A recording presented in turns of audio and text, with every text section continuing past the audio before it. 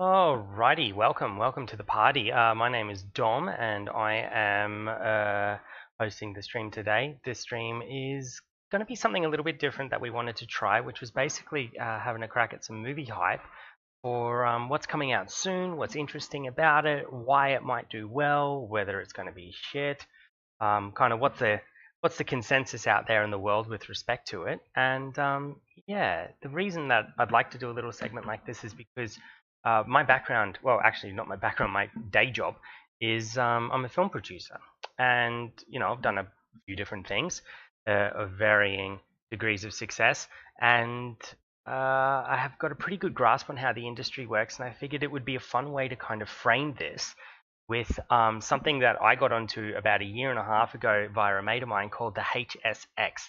If you can have a look on the screen there, you can see that this is basically the Hollywood Stock Exchange. And the way that it works is, I'll just go to the homepage and lead you through it. They're not a sponsor. This is unaffiliated, just kind of a fun way to fuck around with what movies are good, bad, what's going to do well, etc. So if you have a look at the kind of the homepage here, and you can sign up for free. You basically sign up for an account. They give you $2 million worth of funny money, film money, bullshit money that you can use to invest in the stocks associated with different films that are coming out, have come out, remakes, reboots, television. You can also use like some kind of advanced stock trading things like derivatives. You can short the stocks, take long positions on stocks. You can do all sorts of funky, weird shit. You can bet on whether a stock is, sorry, you can basically do like blockbuster warrants, so that if something's coming out on, say, on the weekend coming up, like Captain Marvel just came out last weekend, and you feel in your heart of hearts that this film is going to do $120 million in its opening weekend, which was an actual blockbuster warrant, sorry, an opening weekend warrant. You can, buy some stock in that thing there at 120 bucks. Sorry, at $120 warrant or $120 million warrant. And then if the film does better than that, it cashes out at $1 per $1 million above that mark. And if it does worse than that, well, you lose money. And that's the way that goes. So yeah, it's kind of a fun way to take what you think things might do and actually put your money where your mouth is. And I think it's interesting because there's a friend of mine who been playing games with for years now, who I always have disagreements with regarding what's coming out, why it's going to be good. And this is kind of a way that we get to prove out what is actually going to be good and what's going to be complete rat shit, and whether or not our previous assumptions about it, which are, let's face it, prone to adapt as market conditions change, actually turn out to be accurate. So, in any case, hey Sol, how you doing? Feel free to join in, by the way, man. This is, where are we? I'm in the public hangout. And yeah, anybody who wants to jump in to have a conversation with us about what's coming up and what they think about it, feel free to jump into the Discord. You can see here all of the different links for our various things. I'm going to post... Let's get an invite for the Discord. Just a temporary one. And drop that into our chat. There we go. Anybody that wants to jump on the Discord, you can use that invite there and come on and have a chat with us. Anyway, so without fucking around too much further, I've just kind of gone onto this site here, which is flix.com.au. Figured we kind of couch it in a site that doesn't really color it with too much bullshit. Like, it doesn't matter what the movie is, it's always going to have quite a high percentage, as you can see to one of my sides. Like, this is Hotel Mumbai, 96%. It's like, yeah, 96% of everybody who's ever going to see this is definitely not that super keen. So it's kind of like just generally positive. So without messing around, Hotel Mumbai, as you can probably read there, it's about, well, it stars Dev Patel and Armie Hammer, and they are basically going through the events that happened when, I think, the Hotel Mumbai or the Taj something. Oh, it says there, Taj Mahal Palace Hotel, targeted by militants, and yeah, I think they got bombed. Yeah, there were bombs, and everything went to shit, and the film should be interesting. The reason I kind of picked this one out, and it was fortuitous really, since it's coming out tomorrow, is that I know the producers who are behind this, and they're really good guys from ArcLight, who's an Australian company. And just hearing about kind of how they put this film together, why it was important to them, and how all of that progressed, it was just good to kind of say, oh, look, this is a thing that some mates of mine have actually done and gotten it up. Because it is really one of those cases where every feature film that's out there in the world is kind of a fucking miracle. Going through the paces right now of that process on a film that we're producing at the moment, it's like, fuck, hard work. Fact that I've managed to find myself with an hour to spare this afternoon to do this stream is a miracle unto itself. But that being said, you know what? Downtime is really important, which is why I tend to play games of a night time. Anyway, so Hotel Mumbai comes out tomorrow. You can see there that it's kind of, apparently it's got a really high review. But if we go and have a look on the Hollywood Stock Exchange, you can actually have a little bit of a play around. Right? It doesn't want to come up straight away. You can see how it's doing and what its value change has been like over a period of time. So you can see that it's gone down 3.78% just today before it releases tomorrow. Despite the cast, I mean, Dev Patel, everybody knows from Slumdog Millionaire. If you've ever seen Newsroom, he was brilliant in that. He's brilliant in just about fucking everything that he does. Armie Hammer, what did I see him in recently? Was the one with Felicity in it? No, what's her name? Yeah, Felicity Jones, I think. On the Basis of Sex, and he plays Marty Ginsburg, which is Ruth Bader Ginsburg's husband, who died in 2010, and he was fucking fantastic in that movie. So, I mean, I think this is a brilliant cast. Jason Isaacs, obviously. Mumbai Die Hard. Maybe. I think it's probably more of, rather than a Mumbai Die Hard, I'd probably think of it more like Munich. Like it's quite dramatic, very dramatic script, not action-oriented. Yeah. And if you ever saw Munich, that was kind of a really similar circumstance during the Munich Olympics in whatever year that was, 80-something. Anyway, so I mean, this is kind of one of those ones that I've been looking at a while, and unfortunately, I think it's kind of been overvalued for a little while, and she's going to come out. The way that these numbers actually work is that this number here is effectively a representation of how much the people on the Hollywood Stock Exchange think this film is going to make in the cinemas over its release window. So it might be 4 weeks or 6 weeks or whatever it might be. So these guys are basically betting that this film is worth, give or take, $7.89 million at the cinema until it finally leaves the cinema and goes to home movies. Conversely, you can see something like, oh, actually, we'll get to it. Avengers Infinity Wars 2. It's like valued at almost $600, which is basically them betting that that film is going to make $600 million in the cinemas. And quite honestly, and this is just US, not worldwide, US only. 7.89 million, and Infinity War 2, 588 million in just the US, which is an absurdly massive number. That being said, if any film can do it, it would be that. Or Avatar 2. Or Star Wars 9. Or pretty much anything fucking Disney makes, honestly. Motherfuckers have like a mint in their backyard, I swear to God.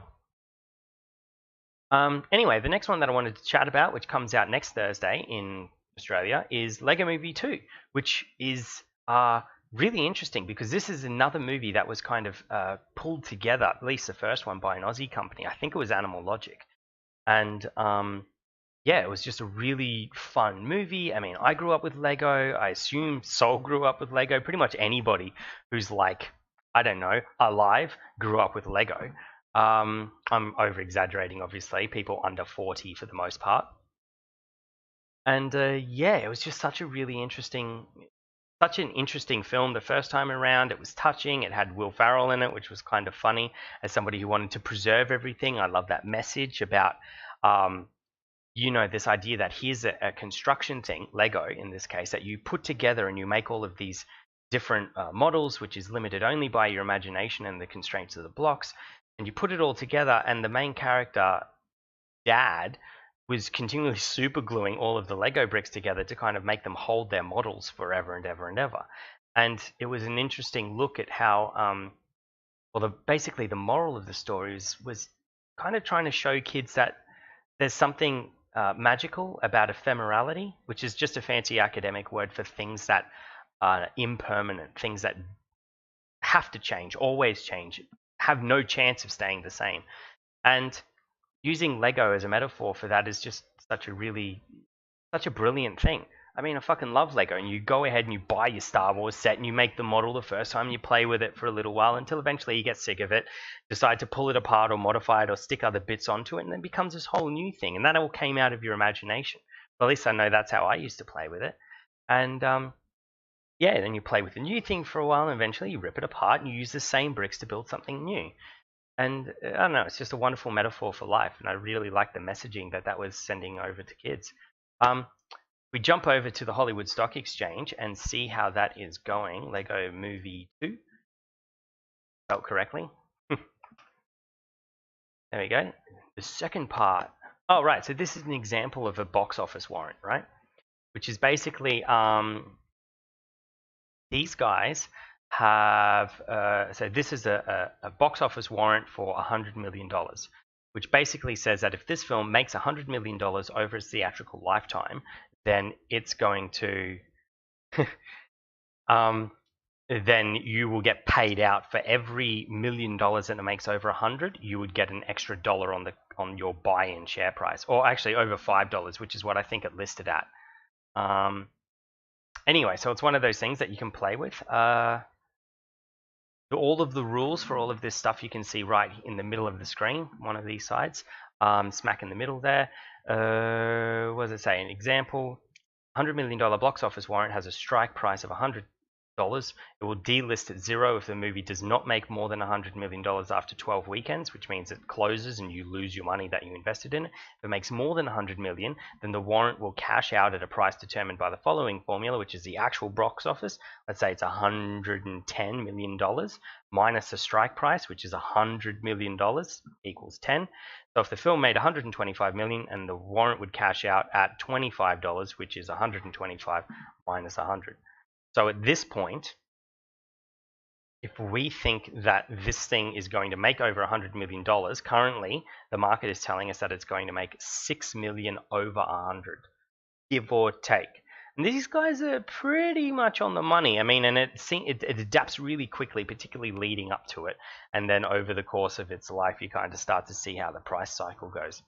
An interesting way to kind of look at how Disney and companies in general, film producers in general, mess around with these figures and try to figure out how to monetize their projects.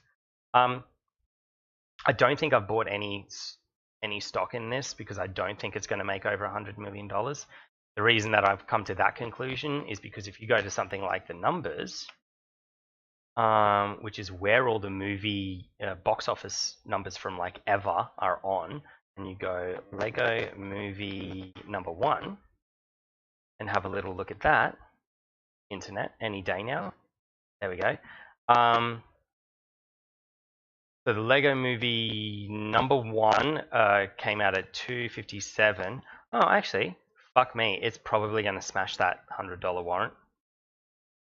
Really depends on what its competition is like at the time and how long its theatrical run is. See, it's already been going, what are we, the 13th? It's been going for a week, and it's made $100 million already. So yeah, it's going to do better. Oh well, too late for me. Hang on, what's this fit for? Oh, the Air Force. Fuck the Air Force. So over to Dumbo, which is the next one over. If everyone remembers, Dumbo should be very close to your hearts because it used to be an animation by Disney, and now they've turned it into an animation by Disney. But in 3D and with real actors, like who's that there? Colin Farrell. Love it. I think fucking even Frank Woodley might be in this, believe it or not. Who's an Aussie comedian. So anyway, circus owner enlists Holt Farrell and his 2 children to care for a newborn elephant who has massive, massive ears. Turns out this elephant can fly because physics is not real. And when they discover this, the circus makes heaps of money. Everybody is happy. And What else happens? That's it. Yep. And then Dreamland is full of dark secrets. You know, no one cares. Dumbo can fly. There are songs. Children shall be delighted until they learn the lesson of the day, which is do not trust capitalism. Probably, and that's the way that cookie will crumble. Want to have a quick look and see how this thing is going in the box office warrants. Bear in mind that we're 2 weeks out from release. They reckon it's going to make 70 million in its first weekend. No, it's going to list 70 million for its first weekend, and if you think that's going to be the case, you can put some cash down on it, some funny money on it, and if you don't think that's going to be the case, then don't. And currently the listed price is 188, so they reckon it's going to make about 188 overall. Given how things like the Jungle Book went, maybe that's the case, but hard to tell really. Animations are kind of hit and miss. If they come out over a holiday weekend, which very well might. I think there's one in the States on that weekend. Then you know, all the grandmas and the kids and the parents and whatnot, they all flock to the cinemas because, let's face it, getting kids to shut the fuck up for 2.5 hours is pretty good. You just feed them full of popcorn and, you know, choc tops and candy and nonsense, sugary drinks, and then take them back to their parents and dump them there. So, you know, if it releases on one of those weekends, yeah, it's probably going to hit that mark. Which is ironic considering what I just said about the Lego, but now that I know the worst one did so well, I am of the opinion that it very well might hit that mark. Coming around to the next one, Pet Sematary remake. If Sol was around, he'd be able to tell us more about this because he's seen the original and I haven't. As far as I know, which is my loose understanding, the original was about a family whose house, I think, was built on top of an Indian burial ground. Their cat dies, they bury it in the backyard. The cat comes back to life, and then everything goes wrong when I think a kid dies, and then they bury the kid. The kid comes back, something like that. And then, you know, creepy children and the rest of it goes on. What's the thing here? After Lewis Reed, or is it Louis? Louis Reed, which is played by Jason Clarke, an Aussie, moves his family out to the country. He discovers that they are now living near a pet cemetery that rests on an ancient burial ground. When this toddler's son is killed in a car crash, he takes the boy's body to the cemetery where it is resurrected in a demonic form and starts, I don't know, causing trouble, I assume. I mean, you can't really go wrong, with Jason Clarke and John Lithgow, and it's a good old horror movie. Horror movies have been doing particularly well lately, mostly because of one human being, which is Jason Blum, who's managed to make horror movies hugely profitable and also turn Blumhouse into a real fucking powerhouse of a production company. Sematary, spelt correctly, Dom. If we have a look here, yeah, they reckon it'll make about 60 million in over its lifetime and 25 million in the opening weekend. If we have a look at IMDb Pro, this should give us some idea, Terry, of how it's going to go. Right, there's an evil cat in the poster. Because what it should tell us here is the budget. And if we know what the budget is, that'll give us some, and also who the people behind it are, like Mr. Di Bonaventura. Who's the production company? Paramount. See, Paramount is fucking very good at releasing their horror movies. Done a very good job of it in the past. Filmmakers got here. Where is it? Where's my budget? It doesn't say. It's not telling me details. Budget.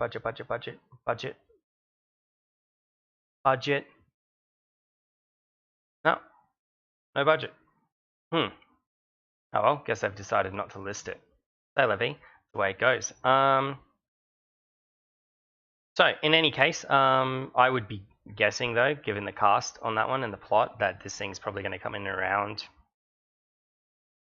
20-25 million as a budget, maybe 30, probably closer to 20. And then yeah, it should definitely make its money back. That's fucking no-brainer, really.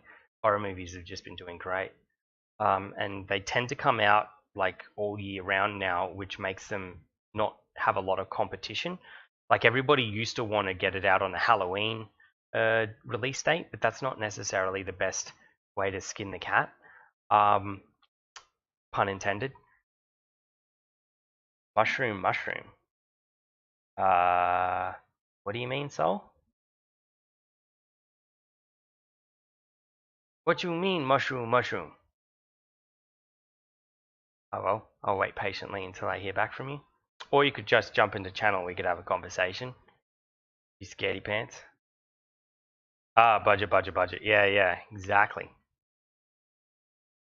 Anyway, so on to the next one, which is Shazam. Contrary to the last film, this thing's probably got a budget in the order of magnitude higher. It comes out the week before, I believe, Infinity War. No, 2 weeks before Infinity War. Almost 3, actually. Which is pretty cool. And it actually looks really fun. If you haven't seen the trailer for this yet, it's fucking dope. It kind of looks like a Marvel film in terms of its pace, its humor, how entertaining it is. Just kind of the staccato rhythm of that trailer was just great. The tongue-in-cheek humor, which is basically the new world and the new sense of humor smashing up against these, mystical things, and we're all skeptics out there in the world, except for them flat earthers, and we, have a tendency to, to be skeptical, to be cynical, to be jaded. And when we are confronted with something that is magical, then it's, it's fun, it's interesting, and it's kind of cool to have that sense of humor, which is about that clash. So yeah, I'm quite excited about Shazam. Zachary Levi is, as far as I can tell from the trailers, does a really interesting job of playing Shazam himself. And the story is basically about a 10-year-old who's, your bubblegum chewing, Twitch watching 10-year-old, accidentally ending up imbued with the magical powers of a wizard called Shazam. And all he has to do is say the word Shazam, and then he turns into Shazam, which is a big, 6-foot dude, all buff and brutal, and the big glowy thing on his chest. And he was actually one of my favorite characters in a game that was very short-lived called DC Infinite Crisis.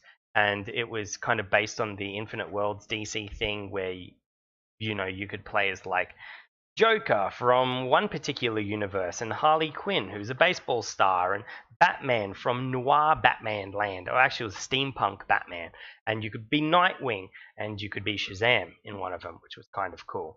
And Shazam was just, it was a really good character in that game. It's a shame they had to close that game down, actually.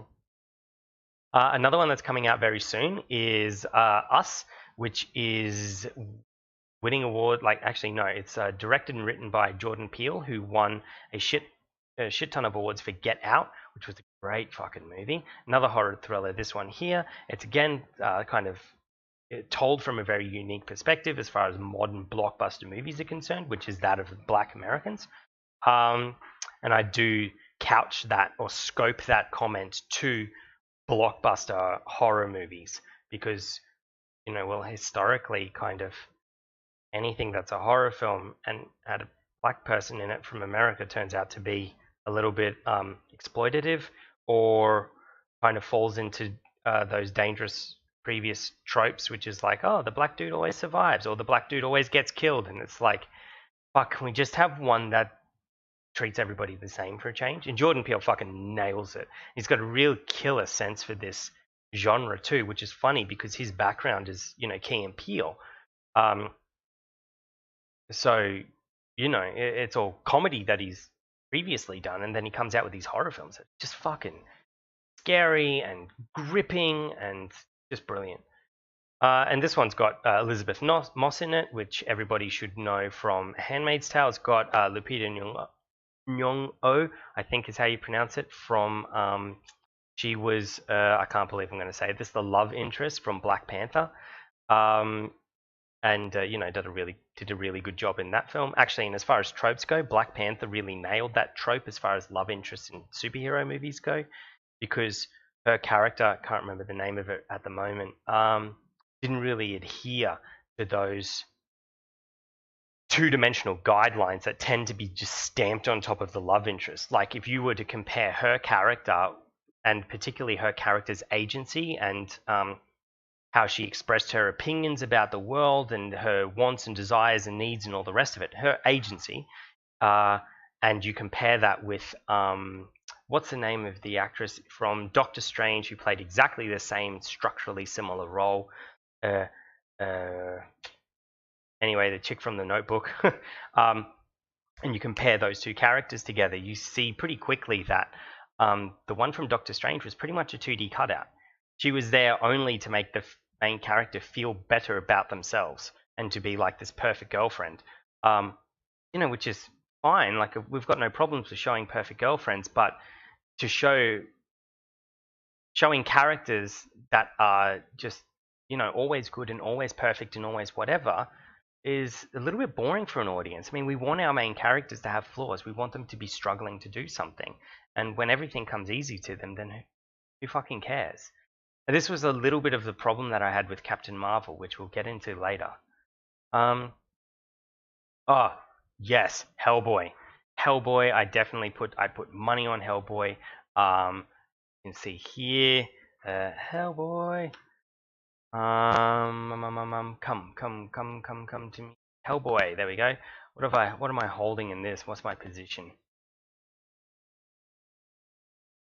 I know I bought stocks in this. I know I did. I'm sure I did. Pull this one up. Hellboy. There it is. Hellboy. I've only got 200 stocks in it because I was probably broke at the time. That's going to come out probably to a nice healthy tune. At the moment, they're looking at about 60 million in the box office. You have a look at the other Hellboy movie, one by Guillermo del Toro. You can see it did 60 million on its first run, and then Golden Army did 75 million. This Hellboy, shit, who was directing it? Neil Marshall, right. Now, Neil Marshall is one of my favorite directors because of one movie, which was Dog Soldiers, and then he followed that up with another one called The Descent. And if anyone in Australia's got Netflix at the moment, check out Doomsday. He also did that one. You'll also know Neil Marshall from a really famous Game of Thrones episode called The Battle of the Bastards. I mean, that fucking episode won Emmys. It was brilliant. It did all the things it was meant to do. Anyway, Dog Soldiers, great fucking movie. The Descent, great fucking movie. Doomsday, pretty decent movie. And Hellboy, I just feel like it's going to have that same sense of pace and drama. The way that he tells his stories is really dynamic. I think it's going to sit really well. It's got Mila Jovovich in it, who's like an old-time genre hero. You look at her from, Resident Evil and all of those movies. So all of those fans who like those sort of movies and follow along with her will watch this because this is right up their alley, right up my fucking alley. It's got David Harbour in it, who you'll know from Stranger Things. So again, they're kind of really well cast, grabbing all of those different casts from audiences that are already interested in this sort of content and just throwing them all together in the same film. And then you see the ad for it, the Red Band trailer in particular. It's going to be a good movie. Definitely going to be a good movie.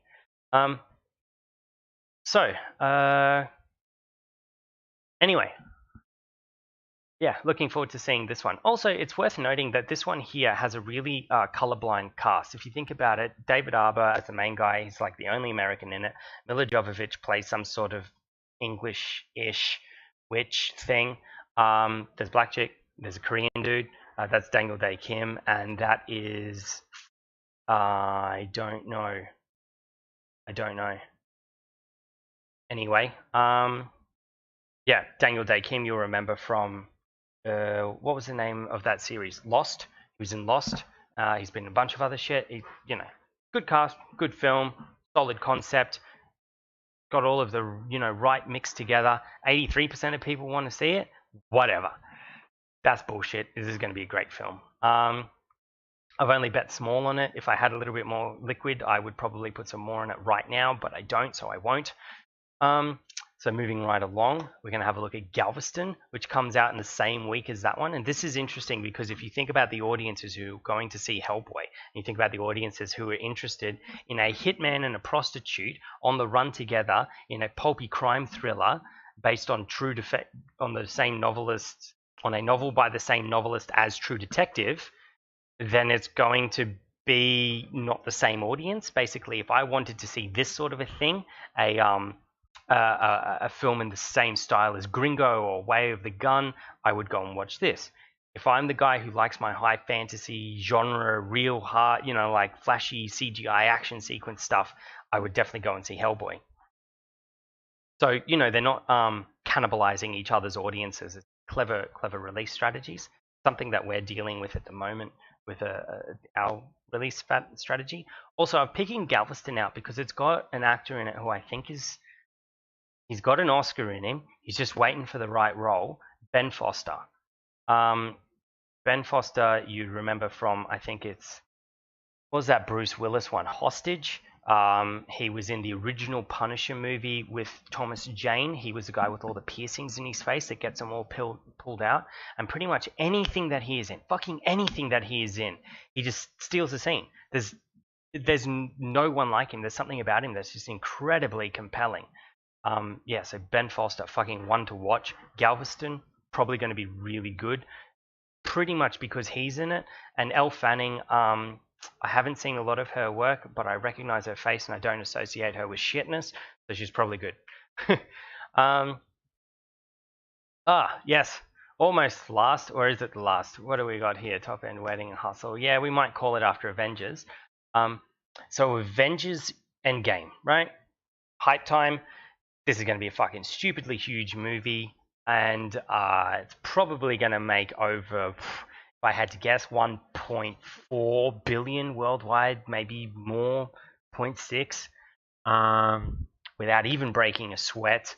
It's going to come out with Blu-rays and video games and all the rest of the nonsense that comes along with it, and it's still going to make more fucking money because, Disney has figured out a recipe to write themselves checks, and they pretty much figured that recipe out when they went ahead and hired a guy called Kevin Feige, I think you pronounce his last name, and Jon Favreau when they made the original Iron Man. And Kevin Feige is really kind of the creative producer behind the entire Marvel Studios phenomenon.